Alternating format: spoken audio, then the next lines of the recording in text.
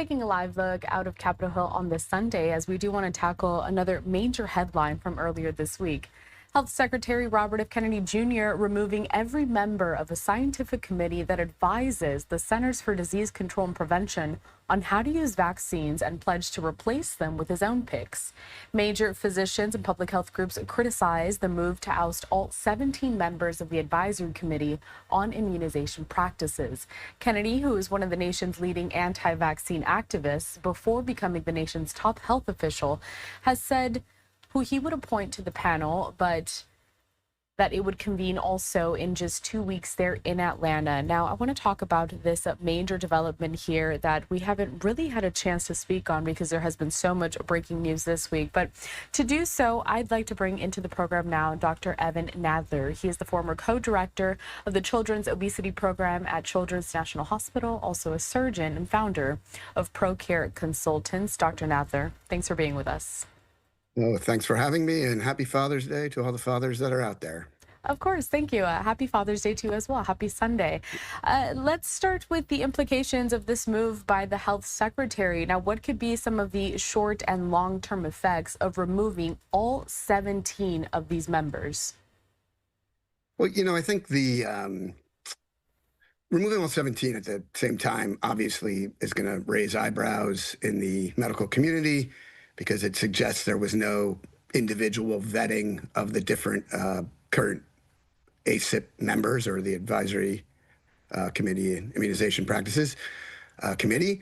So the short term is that everybody's going to get their feathers ruffled, and there's going to be a lot of back and forth about how terrible this is and what it's going to mean. But I try not to get too caught up in that until we see some of the work that this group is actually going to do. Let's talk a little bit about some of the work that has been done by this committee whose members have been removed. So looking back over the years, what is this committee responsible for? What have been some of the major wins of that committee? Right. So the way the structure is set up is that this is an advisory committee. So they actually don't make any rules other than they make recommendations. And those recommendations still have to be signed off by the director of the CDC. And even before that, the vaccine in question has to be approved by the FDA. So there's quite a bit of work that's done even before the ACIP members get to render an opinion. There's been lots of sort of controversy about during COVID what the group recommended versus the recent change in those recommendations. But in general, again, these are recommendations. These aren't necessarily policy. So folks have to remember that when they're thinking about who's on this board. And Dr. Nadler, what kind of research goes into some of those recommendations? What are the practices that are used? How long does it take really to get to that point where officially we can make a recommendation? Just to give our viewers a little bit more context as to kind of the work that goes into this. Sure. Well, everybody remembers 2019, 2020, and how quickly everything had to move. And so that's not the typical pattern of how things go. It's much more common where there are lots of studies and lots of data available for this group to go over. And, it's not something that is generally taken lightly, which does call a little bit into question how this new group of appointees are going to be ready to have a meeting in 2 weeks, since they weren't necessarily aware, or maybe they were, that they were going to be committee members. And usually it takes a little bit more than 2 weeks to get up to speed on whatever's being reviewed in that committee meeting that month. Yeah, we never really know what goes on behind the scenes. So not too clear as if people were privy to this change, this major change happening there, and if they knew that they would be the ones stepping into this role. Dr. Nadler, as someone who's really immersed in this entire medical field, you deal with so many families. You worked at the Children's Hospital. So, of course, a lot of parents have questions when it comes to vaccine guidance, especially at this point where, we're kind of in limbo a little bit here, as we just saw this entire committee be ousted. We're waiting to see what Secretary Kennedy is going to do moving forward. What would be, before I get to your best advice, actually, what are some of the concerns that you hear on the ground from families? Yeah, I think the most common concern is that the ACIP recommendations and then the CDC recommendations drive the insurance industry coverage of these vaccinations. So most of the concerns I hear are around, if I want to get my kid a COVID vaccine, is it still going to be paid for by my insurer? And I think that's why the language changed slightly from when RFK first announced changes to the healthy children being recommended to get the vaccine. He said that it was no longer going to be recommended, and then the CDC came out and said, well, it's actually going to be a decision between parents and their doctors or their providers. And so I think that's the concern, is that people won't have access. And I think everybody always wants choice and have some influence in decisions. People don't like being mandated to do much of anything. And I think the same holds true with vaccines. I think, giving people information is great.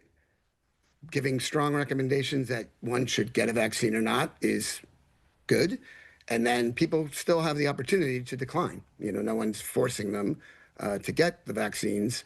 Although the children, the healthy children being removed was a problem, because healthy children make up at least half of the kids who were getting admitted to hospitals for COVID infections, and then long COVID is a bigger problem in kids than it is in adults. So I think that's why the language was walked back.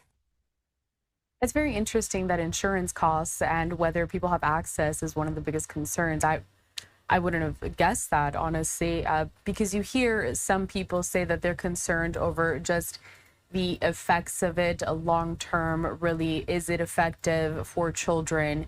Kind of what the future holds in that.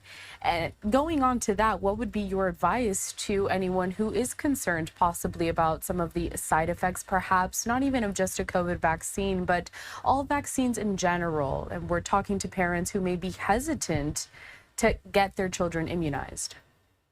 Sure. I think, before COVID, there was no politicization of medical recommendations, right? Everybody just did their medical business. They put out their recommendations, their reports, their science. And most people on the day-to-day just took it at face value. And it wasn't until COVID, unfortunately, where it became this hotly contested political firestorm. And I think the recommendation for me to families would be to try to shut out the political noise and talk to their providers about the different vaccines that are available and whether those vaccinations are right for their individual situation.